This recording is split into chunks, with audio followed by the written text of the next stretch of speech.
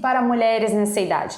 E a gente também, né, todas nós vamos passar por isso, é uma fase natural de todas nós mulheres, né, a não ser que a gente não chegue nessa idade, né, que todo mundo quer envelhecer e todo mundo vai chegar nisso e a gente não pensa nisso, a gente só pensa nisso quando bate na porta, né. Então assim, na verdade foi algo muito natural para mim trabalhar sempre com mulheres, né, desde quando eu me formei, sempre trabalhei com mulheres e na maioria das vezes mulheres mais ou menos nessa faixa etária, né? E agora, mais do que nunca, quando tá começando a bater na minha porta ali, né? Ainda não estou na menopausa, mas eu tenho 43 anos, então daqui a pouquinho, né? Já começa-se alguns leves sintomas do quê, né? Não são sintomas, na verdade, né? Mas alguns indícios ali, um cabelinho branco, uma ruguinha, uma questão mais assim, hormonal, por exemplo, eu sinto hoje mais uma TPM mais forte, então fiz meus exames recentemente e, né, os hormônios ainda estão todos ok, mas tem algumas questões ainda algumas questões que já começam a levantar. E aí agora mais do que nunca eu comecei a observar o comportamento das mulheres nessa faixa etária. Mas assim, o que acontece?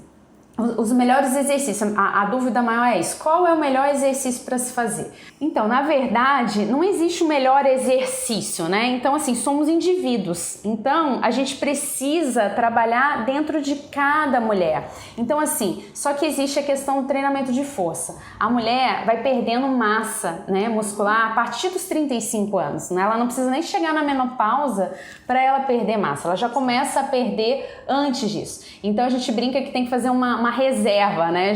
Então sempre é importante você fazer o treino de força. O treino de força é muito importante para você adquirir longevidade.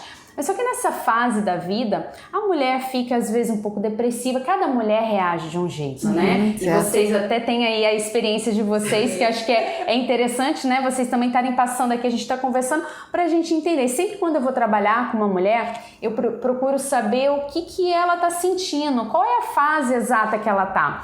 Porque daí às vezes ela precisa de uma atividade mais lúdica, às vezes ela precisa de um relaxamento, de um alongamento, porque ela tá com a mobilidade dela, tá ruim, tá mais... Porque você vai perdendo a articulação, tudo você vai mudando no teu corpo, né, no decorrer do nosso envelhecimento. Então a gente precisa identificar o trabalho individualmente de cada mulher, o que ela realmente precisa.